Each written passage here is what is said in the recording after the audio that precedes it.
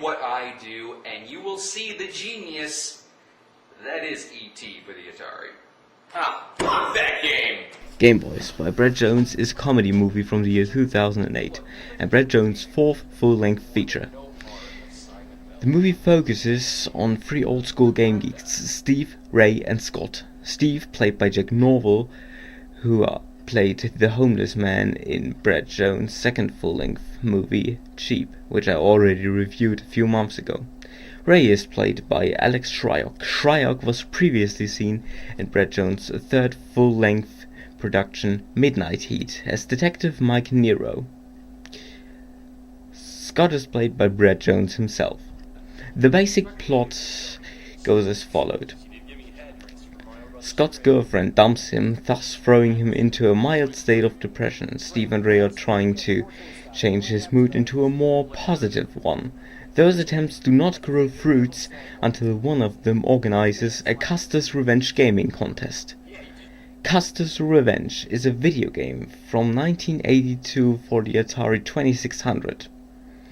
The simple yet childish goal of this game is achieved by reaching and performing sexual intercourse with a Native American woman while avoiding airborne arrows.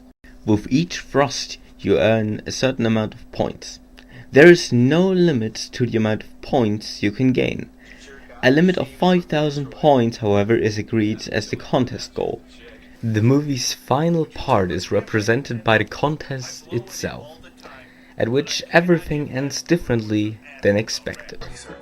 You see, the Nintendo is just like a beautiful woman. It just needs a good beat. What the fuck did you just say? This is easily one of the best low-budget movies I've ever seen. If you don't know much about old-school video games of the 1980s, then you might have a hard time watching this movie. Knowledge gained from the video game review series The Angry Video Game Nerd should be enough to understand most of the references and jokes. Brett Jones, however, has a problem with obvious and predictable events in his movies and shows. I was able to point out the obvious love interest right from her first appearance in the movie. I referred to other predictable events in Brett Jones' productions. Those productions are The Hooker with a Heart of Gold, again an obvious love interest, and Cheap, a predictable death scene. Brett Jones is a man of good musical taste. This fact is perfectly reflected in the soundtrack, on which we can find the Beatles, the Zombies, the Rolling Stones, and Paul Moriarty. The movie's body count is confusingly low for a Brett Jones production. To be really honest, I was surprised by the fact that nobody died in this movie. My final verdict.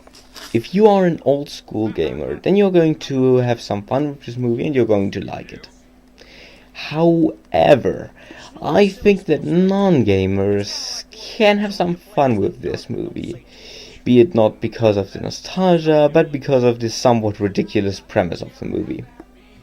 I give it a 4.5 out of 5. A good choice for a nice evening with or without friends or girl/boyfriend. If you want to watch it, simply click the link in the description below. Good night and good luck. Double feature.